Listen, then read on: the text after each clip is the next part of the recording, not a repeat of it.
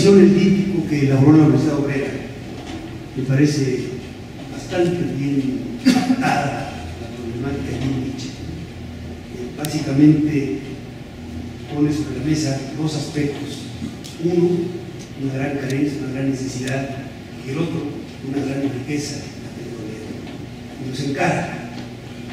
Hambre, nos dice en el díptico preparado por la Universidad Obrera, porque hay una inseguridad alimentaria, 44% de la población dice.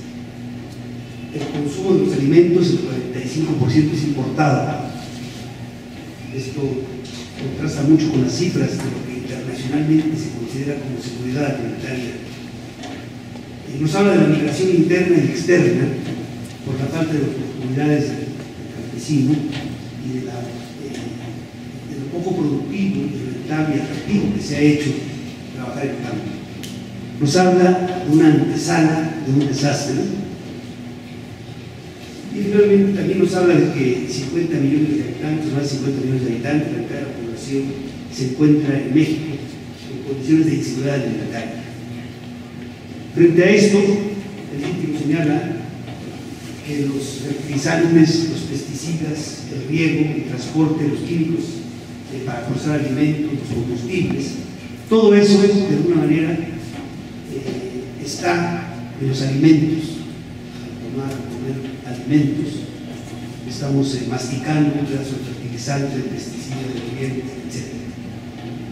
Nuestro campo sufre una voraz destrucción y la autosuficiencia de fertilizantes en los 70 nos dice había autosuficiencia de fertilizantes en los 70 y en los 70 y ahora importamos el 87% de los fertilizantes. Por último, también nos destaca cómo los fertilizantes y los agroquímicos constituyen un tercio del costo de sembrar maíz. Son pues dos mundos, uno de hambre y otro de opulencia que tiene el petróleo, que están contrastados.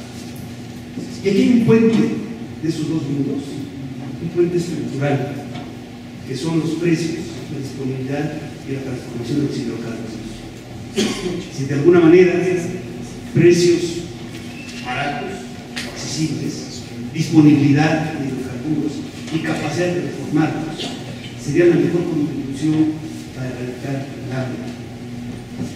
Dicho esto, a mí me hizo reflexionar sobre el tema que quiero compartir con ustedes.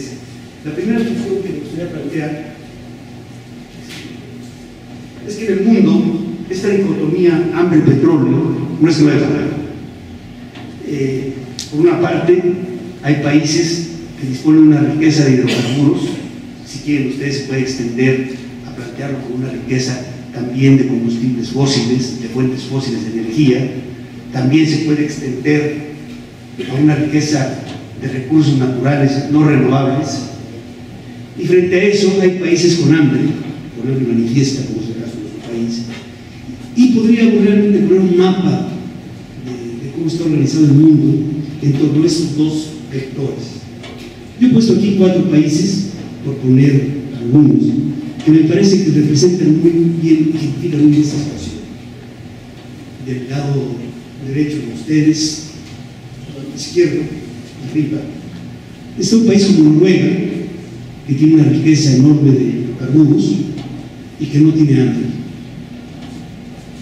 Está Japón, que carece de hidrocarburos, de explotación de hidrocarburos, y tampoco tiene hambre.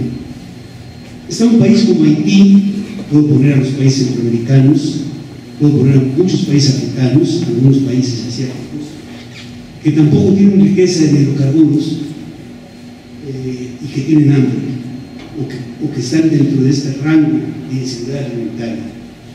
Y México, que sí tiene una enorme riqueza de hidrocarburos y que tiene todas estas carencias de hambre. Hay pues en esto un panorama que llama la atención.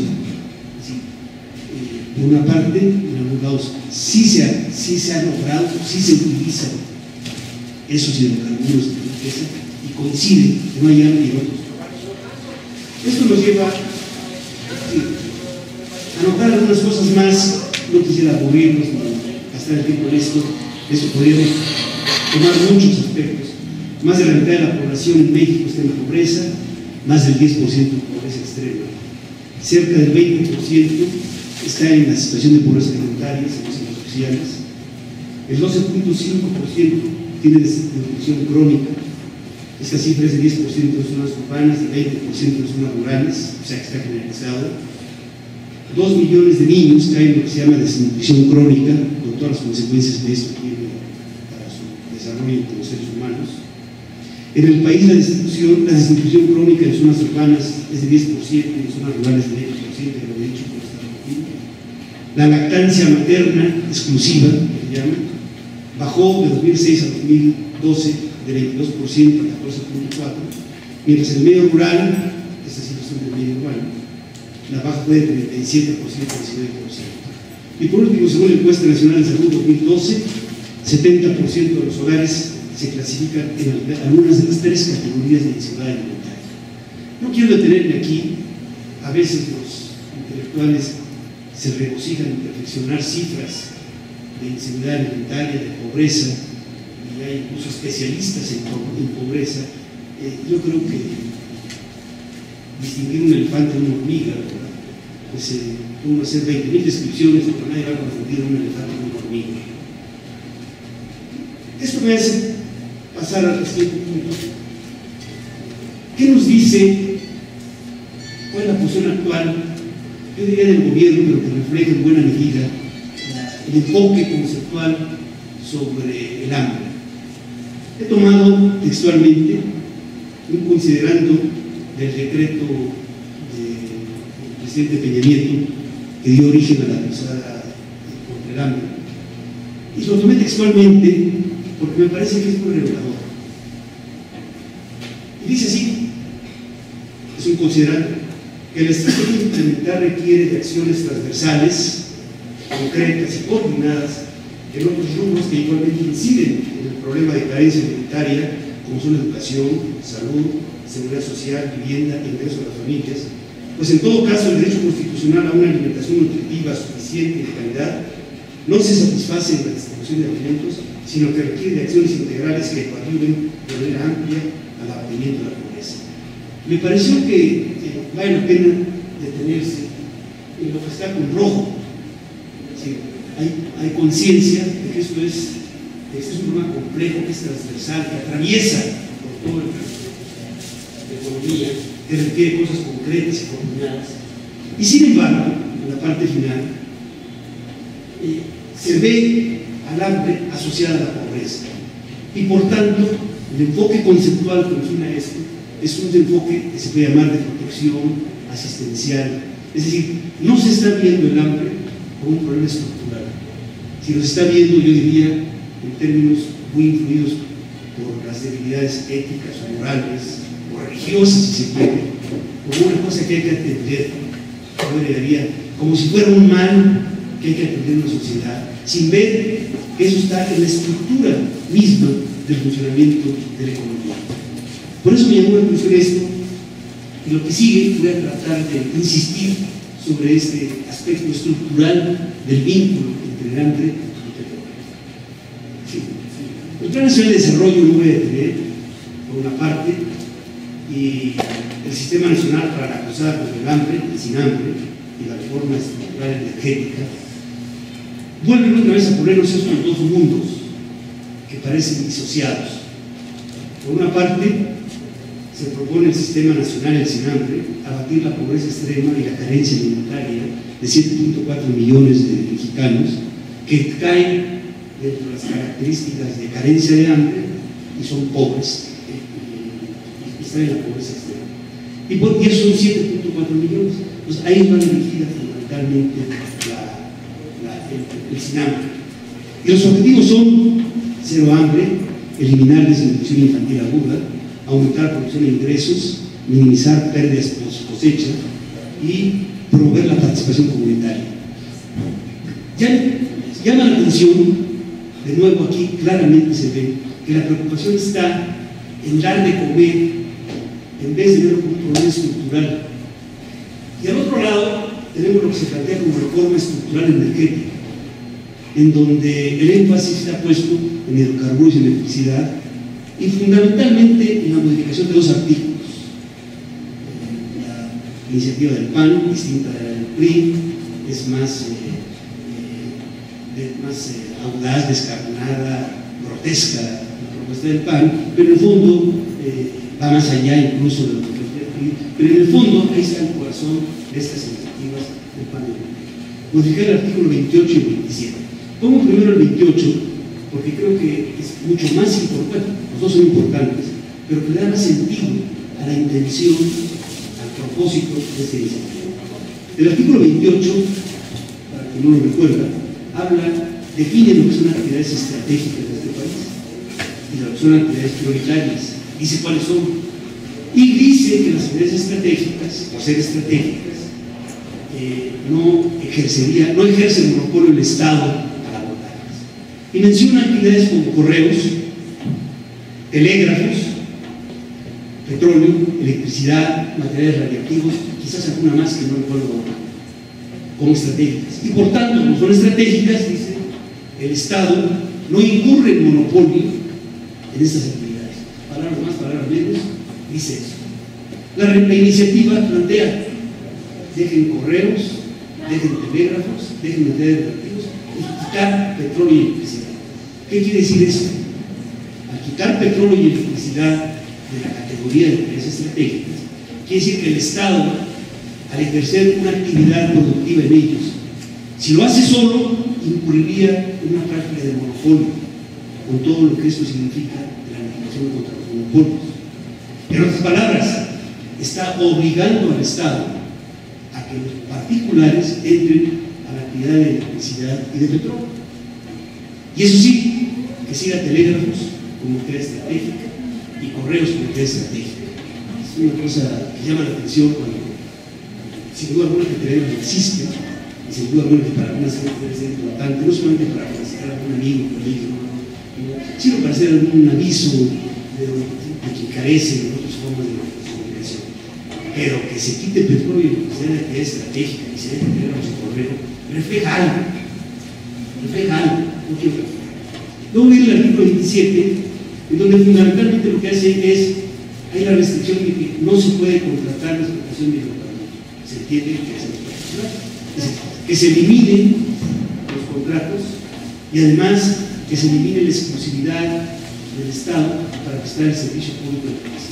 O sea, se amarra de quitar la actividad estratégica y además se dice que hay los contratos y dice que ya vendrá la legislación a ver cómo se hacen esos contratos. En otras palabras, el puente hambre-petróleo no lo dice el Plan Nacional de Desarrollo, lo dice explícitamente la posición del gobierno, pero el puente entre estos dos mundos de la riqueza petrolera y del hambre está puesto en las transferencias, en el gasto social. ¿Sí? Hay que gastar en salud, en educación, en vivienda, porque de esa manera se contribuye a eliminar el problema del hambre. No es estructural con la batalla. Por eso, esto a mí me evoca tres opciones de atacar este problema de este puente de hambre petróleo. Uno, lo que no me atrevo a calificar de indolencia, cinismo, disimulo, el de no querer ver al hambre y al petróleo en su vínculo estructural. Una segunda cosa que me evoca es la utopía. Es un poco, y quiero explicar algunos casos, la preocupación por la alimentación, la preocupación por la riqueza, siendo una preocupación muy propia, sobre todo más recientemente en los siglos XIX, XVIII, que es cuando toman auge las utopías. Y las utopías consisten en eso: hagamos a un buen hombre, hagamos que produzca sus alimentos, lo que necesita, que trabaje y que su trabajo redunde en esto. ¿Sí? Me evocó esas utopías románticas, también me evocó la utopía científica, así llamada, y me hizo recordar incluso los planteamientos de un personaje que ustedes recordarán, que es Joaquín Hernández Galicia, en donde en el propio sindicato de petroleros que él dirigía planteaba que se pusieran granjas, empezaba a tener granjas y a producir alimentos con la idea de que los alimentos alimentos pudiera ser autosuficiente a los trabajadores petroleros, que empezó, no solamente con una idea, ¿no? Que si esto, si era personal, que si era del sindicato, no sé, no quiero calificar, no sé, sí, pero simplemente me evocó esta forma de, esta indolencia me evocó, que por lo menos ahí había una preocupación de entrarles estructuralmente a este acuerdo. Y una tercera cosa que me evoca es, vamos a recuperar el Estado. Esta debilidad estructural de la riqueza para poder cubrir el hambre, importa una labor de Estado en la sociedad. Y por eso es lo que sigue. Quiero ver algunos aspectos ustedes de la matriz energética nacional, la matriz energética nacional, los eslabones estructurales que son importantes en la producción de alimentos, el significado de la reforma estructural energética, para confirmar este vacío. Un sistema energético consiste en que se toman la parte roja fuentes renovables y no renovables de energía. Estas fuentes renovables y no renovables de energía permiten extraer energía primaria, se importa también energía, y esto permite transformar esa energía. De entrada, aquí hay un concepto que llama la atención: la energía, a diferencia de lo que como estamos habituados a manejarlo habitualmente, no es un problema, no es una cuestión de una suma de mercancías. La energía es una, nos dicen los físicos, ¿verdad? Los químicos, los científicos. La energía ni se crea ni desaparece, se transforma. Hay un proceso en la economía, en cualquier economía, de transformación de esos recursos, de esas fuentes renovables, un proceso de transformación, que es la parte verde. Y eso permite finalmente producir cosas que van a la demanda final, que es la parte blanca. Lo que he puesto ahí es, todo está en una unidad física que se llama joules. Aquí hay exajoules, que son 10 a la 18 joules, es igual a un exajoule. En México, estos datos son de 2010, en México, en la parte roja, hay una producción primaria bruta de energía de 10 exajoules. Se importan 2, y con esos 12 lo que se hace es transformarlos. En la transformación se pierden 3.5 de la parte verde, es decir, no llegan a los puntos finales, y finalmente eso permite irnos a la parte blanca con energéticos que van a la demanda interna, es decir, al mercado interno, o que van a la exportación, que son los 3.6 que están ahí. De entrada, no me voy a detener aquí, pero esto nos define el sistema energético de un país, en este caso concreto de México. Esta matriz sería distinta si fuera Estados Unidos, fuera Noruega, Japón, Haití, pero esta es la matriz energética. En esta matriz energética, de entrada, ustedes pueden apreciar el peso de la demanda externa: 3.6 frente al 8.5 exajoules. Y pueden apreciar el peso de la importación de energía, la parte está abajo, la parte roja, 2 exajoules. Es decir, somos un país extremadamente abierto al exterior y con la característica de que parte de esas colocaciones externas son petróleo crudo y la importación es gasolina, productos químicos, derivados. Tenemos un excedente, una posición superavitaria en términos de energía al exterior, pero es muy primaria. Exportamos crudo, importamos, y eso se refleja. Sobre esta base, yo quiero llamar la atención nuevamente sobre el puente, los eslabones críticos, hambre. En la parte de demanda interna, esos 4.9, están lo que se produce como energía para la transformación industrial, para el consumo, para la actividad de la economía. Ahí aparecen los petroquímicos que se entregan para ser transformados, los fertilizantes, los agroquímicos, los plaguicidas, dentro de ese 4.9. Dentro de ese 4.9 también están los combustibles, la gasolina, el diésel, la electricidad, la leña. También está ahí la energía para poder hacer la distribución, la captación de agua. Y también en la parte roja hay una relación con el medio ambiente. que es la parte de fuentes renovables. Y en esa parte roja aparece el pago por esos recursos naturales, que es la llamada renta petrolera. Entonces, en esa matriz energética nacional, de alguna manera están los eslabones fundamentales para poder determinar el vínculo con los habitantes. Fíjense ustedes en ese 4.9 que va adelante, ¿cómo se distribuye? Casi la mitad son energéticos para el transporte, 35% para la industria y la agricultura, 3% para el comercio y 16% para los hogares residenciales. El peso, esto está en energía bruta, no está en valor, no está en peso, no está en dinero, sino en unidades joules. Esto no se podría hacer con dinero, no está, yo no lo conozco, ese hecho debería hacerse, hay aproximaciones, pero lo esencial que quiero compartir con ustedes puede ser con esta parte. En esta parte de residencial y hogares, este 16%, hay un impacto directo en el consumo y hay un impacto indirecto. El transporte, los energéticos para el transporte, tiene un impacto directo en el consumo y un impacto indirecto. ¿Qué quiere decir directo e indirecto? Directo quiere decir que inmediatamente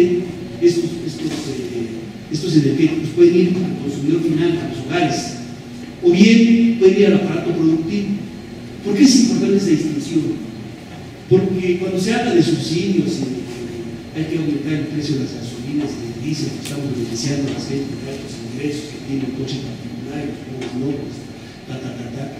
en esa aproximación se olvida de algo que es fundamental, que cada cosa de la que consumimos tiene encerrado, masticamos un pedazo de transporte que fue necesario para traer ese bien.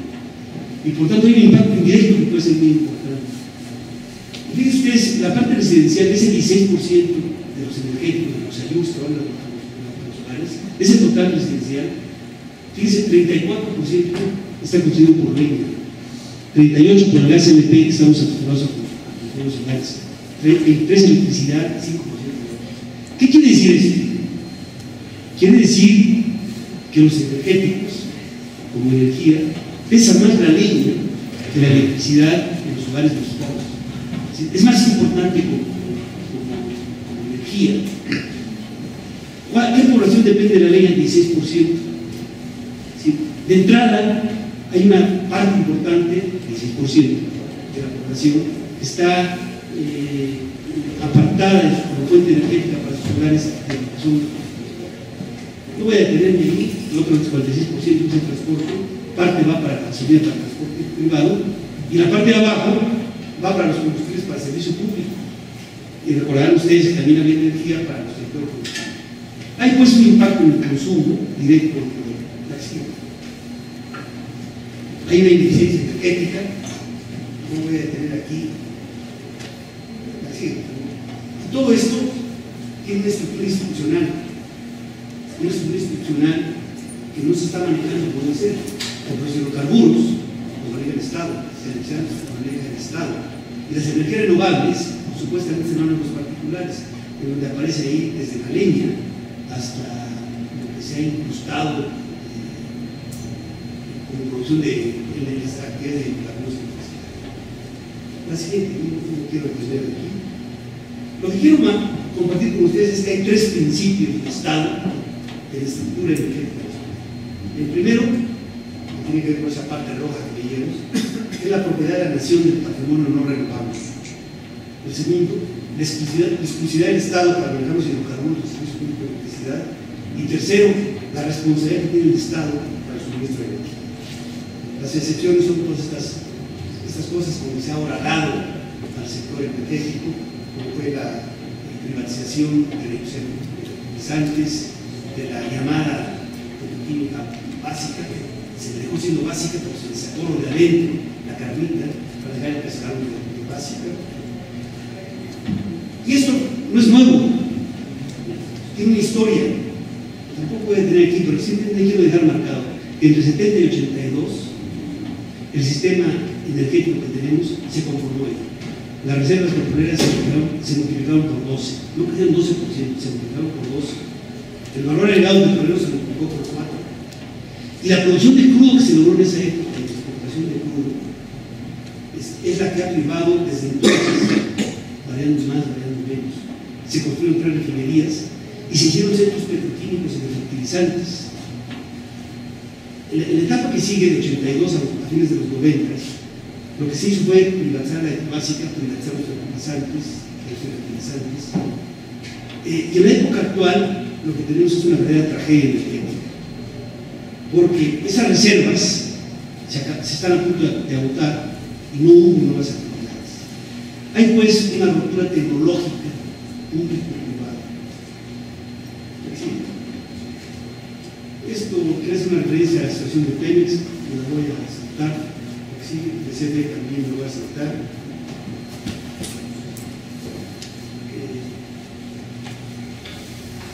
Y llegó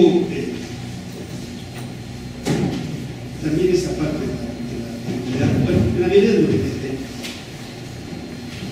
Hay una insatisfacción generalizada en el país, y yo creo que eso sí une a todas las voces, de manera distinta. Hay quienes estamos muy insatisfechos por la dilapidación de la renta petrolera, por los precios energéticos elevados, por la inequidad en el acceso energético, corrupción, por la ineficiencia, por la falta de competitividad, por el desabasto de gas natural, por el potencial desaprovechado del país, por el no avance en las energías renovables, el estado de los fertilizantes, la petroquímica.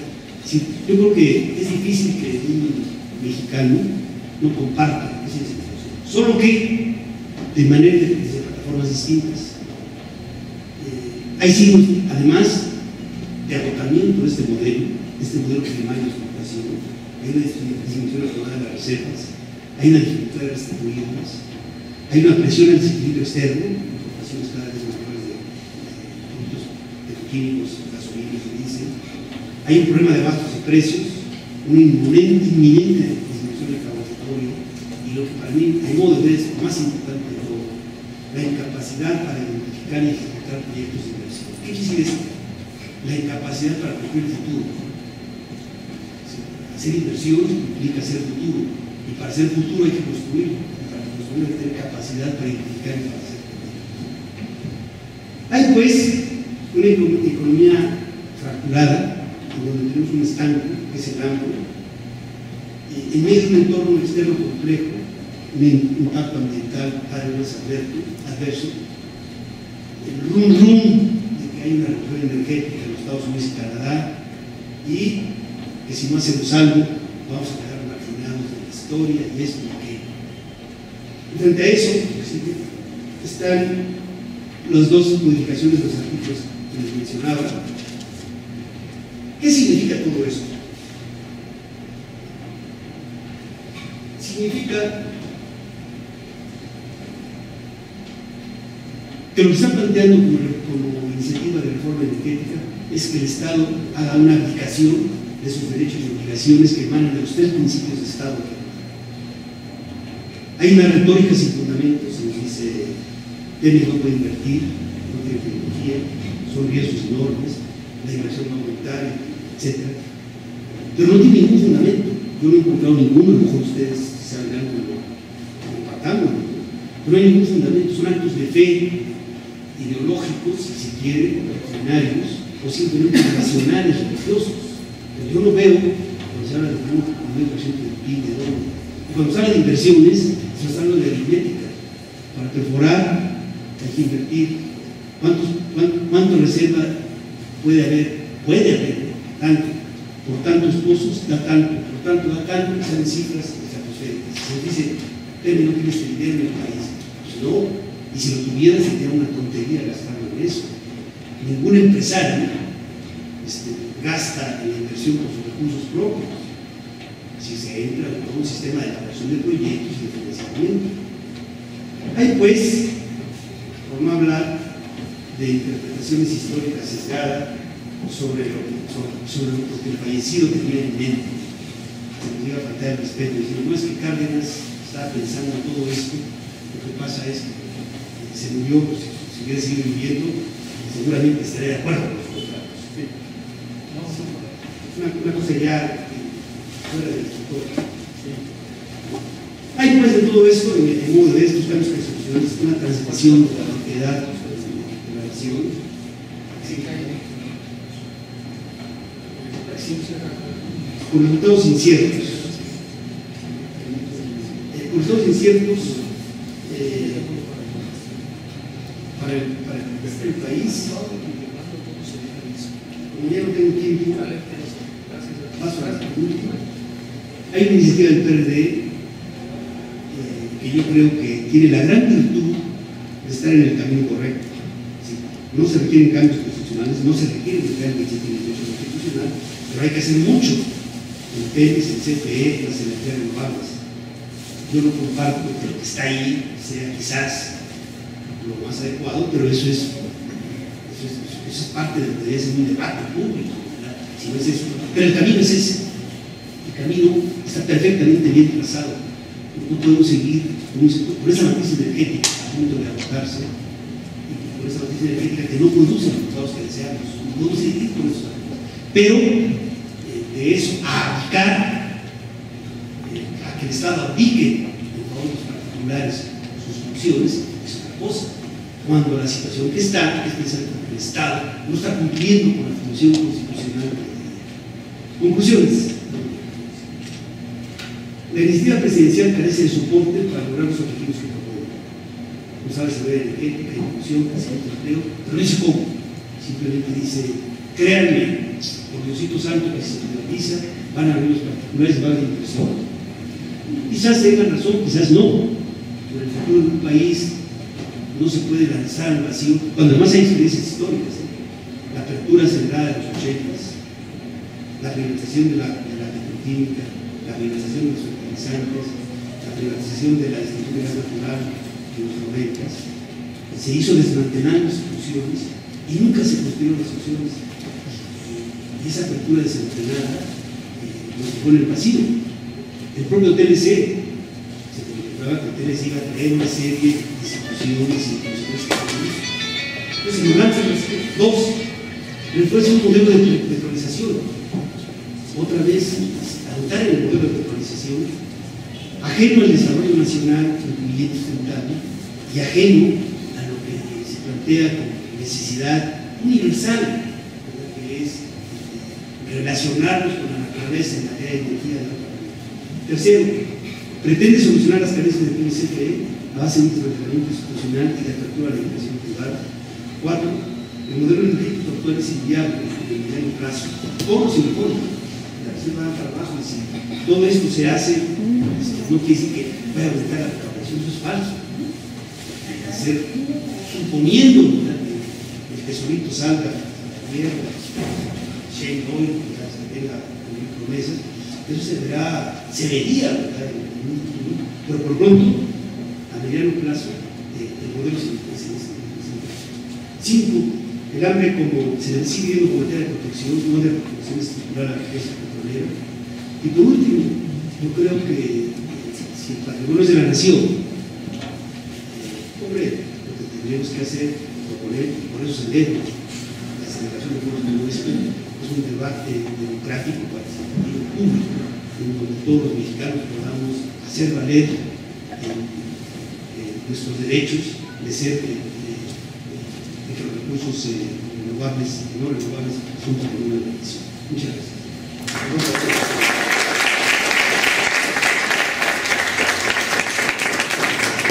gracias.